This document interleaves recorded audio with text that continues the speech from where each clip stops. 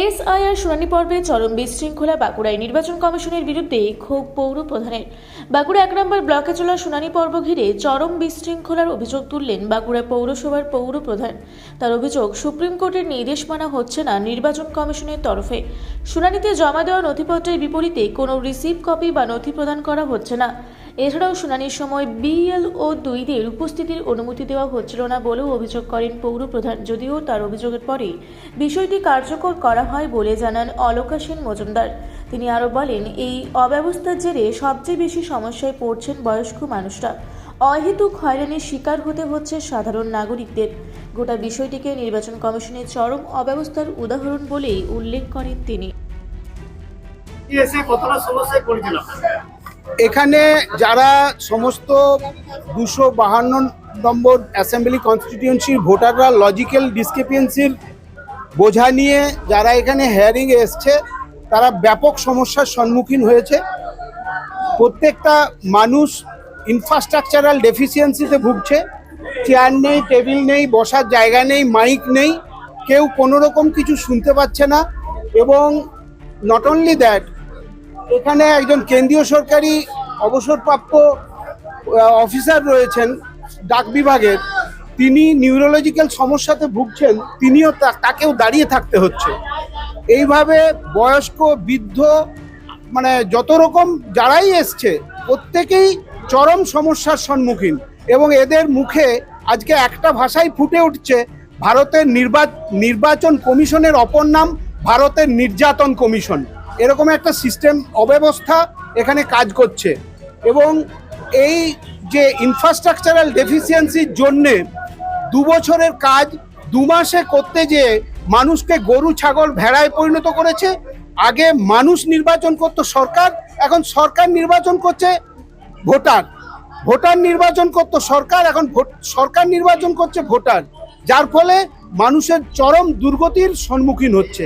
This is the fact. এবং এর ফলে মানুষের মনে, মানে টোটাল নির্বাচনী সংস্কারের এই ব্যবস্থার বিরুদ্ধেই মানুষ ফেটে পড়ছে। একটু আগেই তো এখানে একটা মারপিটের মতো পরিস্থিতি তৈরি হয়েছিল। তার কারণ যে ঘোষণা যেগুলো করা হচ্ছে, সেই ঘোষণাগুলোও মানুষ শুনতে পাচ্ছে না, ভেতরে কি হচ্ছে দেখতে পাচ্ছে না। 80 বছরের থেকে নিউরোলজিক্যাল পেশেন্ট থেকে শুরু করে সবাইকে দাঁড়িয়ে ধাক্কি এবং একটা চরম অব্যবস্থার মধ্যে পড়েছে। আমার নাম হিমাংশু মণ্ডল, আমি বাঁকুড়ার 18 নম্বর ওয়ার্ড থেকে এসেছি। ওই দিদি কি করবেন? আজকে দেখলাম আমি বছর সাথে দৌড়ে গেছিলাম নির্বাচন কমিশন, কি করবেন? নির্বাচন কমিশন যদি সুপ্রিম কোর্টের অর্ডারকে না মানে, সেখানে দেখুন, এটা তো সাধারণ মানুষের ব্যাপার, এটা মানুষের অধিকারের ব্যাপার, এটা মানুষের ভোটাধিকারের অধিকারের ব্যাপারে পড়ছে। যেখানে সুপ্রিম কোর্ট নির্দেশ দিয়েছে যে বিএলও 2দেরকে অ্যালাউ করতে হবে। সুপ্রিম কোর্ট অর্ডার দিয়েছে যাদের হিয়ারিংয়ে ডাকা হচ্ছে তারা যে যে ডকুমেন্টস জমা দেবে তার রিসিভ কপি দিতে হবে। আমি ইতিমধ্যে এসে এখানে যেটা দেখলাম যে কোনো প্রত্যেকটা বেনিফিশিয়ারির যে হিয়ারিংয়ে ডাকা হচ্ছে তাদের কোনো রিসিভ কপি দেওয়া হচ্ছে না এবং বিএলও 2দেরকে অ্যালাউ করা হচ্ছে না। সেই কারণেই আমি কিন্তু এই আওয়াজ আমি তুলেছিলাম যে বিএলও 2দেরকে অ্যালাউ করতে হবে।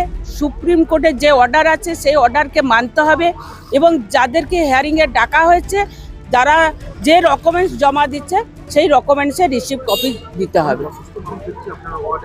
দেখুন, আমরা বারেই বলেছি, আমরা বিভিন্নভাবে আমাদের অভিষেক বন্দ্যোপাধ্যায় বারে বলেছে এবং আমরাও দলের পক্ষ থেকে বারে বলেছি, অনেক বয়স্ক মানুষ আছে যারা একদম মানে দোতলায় হিয়ারিং হচ্ছে, দোতলায় মানুষ উঠতে পারছে না, তবুও মানুষের ভোট রক্ষা করার জন্য তারা কষ্ট করেও হলেও তারা উঠেছে এবং ওনাকে ধরে আমরা বসিয়ে চেয়ারে জল খাইয়ে তাকে শান্ত করে আমরা বলে এলাম যে ভয়ের কোনো কারণ নেই, আমরা আপনাদের পাশে রয়েছি। এটা যদি জিপি লাইনে করা যেত এটা কতটা উপকার হতো? দেখুন, আমি বিডিও ম্যাডামের সাথে কথা বলেছি, ইতিমধ্যে আমাদের 19 নম্বর ওয়ার্ডে আজকে হিয়ারিং হচ্ছে এবং আমি ম্যাডামকে বলেছি যে আমাদের যে সরকারি অ্যাডওয়াল হল আছে সেখানেও যদি ভাগ করে হিয়ারিংয়ের ডাকা হয় তাহলে এইখানে যে ভিড়টা হয়েছে সেই ভিড়টা কমবে। কারণ আজকে দেখতে পাচ্ছেন একটা ওয়ার্ডে প্রায় 200রও অধিক মানুষকে হিয়ারিংয়ে ডাকা হয়েছে। এখানে 3-4টা ওয়ার্ড আছে, যার ফলে এখানে অনেক মানুষের সমাগম হয়ে গেছে। সেই কারণে হয়তো অসুবিধা হচ্ছে। আমি বিডিও ম্যাডামকে বলেছি যদি অ্যাডওয়াল হলে কাল থেকে করা যায় সেই ব্যবস্থা আপনি করবেন। বিভিন্ন মানুষ, বিভিন্ন বয়স্ক মানুষ, এছাড়াও সাধারণ মানুষ প্রচুর হ্যারেস্ট হচ্ছে এসআর নিয়ে, কি বলবেন, আপনার কি বক্তব্য? দেখুন, এই যে ইলেকশন কমিশনের যে এসআইআর প্রক্রিয়া, এটাই তো পুরোটাই অপরিকল্পিতভাবে যদি এসআইআর করা হয়, এত কম সময়ের মধ্যে এত মানুষকে, প্রচুর সময় ছিল হাতে, ওনারা এই ইলেকশনের আগেও করতে পারতেন, কিন্তু অপরিকল্পিতভাবে এসআইআর করার জন্য মানুষ হয়রানির শিকার হচ্ছে। এবং আমরা এটা নিয়ে বারবার ইলেকশন কমিশনকে জানিয়েছি, কিন্তু কাজের কাজ কিছু হয়নি, ওনারা ওনাদের মতো করেই চলছেন। কিন্তু ইলেকশন কমিশনের একটা নির্দেশ ছিল যে যারা বয়স্ক মানুষ আছে তাদের বাড়িতে যাওয়া, সেই ক্ষেত্রে দেখা যায় বয়স্ক মানুষেরও তারা এখানে লাইনে থাকে। এখন আমরা ইয়ার সাথে কথা বলেছি, প্রশাসনিকভাবে ওনাদের তরফ থেকে এখনো কোনো ওনাদের কাছে লিখিত অর্ডার নেই। এই নির্বাচন কমিশন হোয়াটসঅ্যাপে চলে, তো হোয়াটসঅ্যাপের নির্বাচন কমিশন কিভাবে সাধারণ মানুষের উপকার করবে, কিভাবে সাধারণ মানুষের হয়রানিকে সুরাহা করবে, এটা তো আমাদের সন্দেহ আছে। কিন্তু আমাদের দলের তরফ থেকে আমাদের এসআইআর হেল্প ডেস্ক আছে, আমাদের কর্মীরা আছে, আমাদের বিএলএ ট্যুর আছে, আমরা সহযোগিতা করছি মানুষের পাশে দাঁড়িয়ে। অফিসে কি কি সুরক্ষার জন্য কি ব্যবস্থা রাখা আছে? অফিসে সুরক্ষার জন্য ব্যবস্থা বলতে, যদি ধরুন কোনো কারণে কোনো মানুষ অসুস্থ হয়ে পড়ে, আমরা এখানে আছি, আমরা আমাদের দলের নির্দেশ মতো আমরা হিয়ারিং চলাকালীন আমরা 5টা পর্যন্ত আমাদের দলের রোটেশনালি আমাদের যারা দায়িত্বে আছেন তিনারা থাকছেন। বাঁকুড়া থেকে মানিক কর্মকারের রিপোর্ট, রূপসী বাংলা মিডিয়া।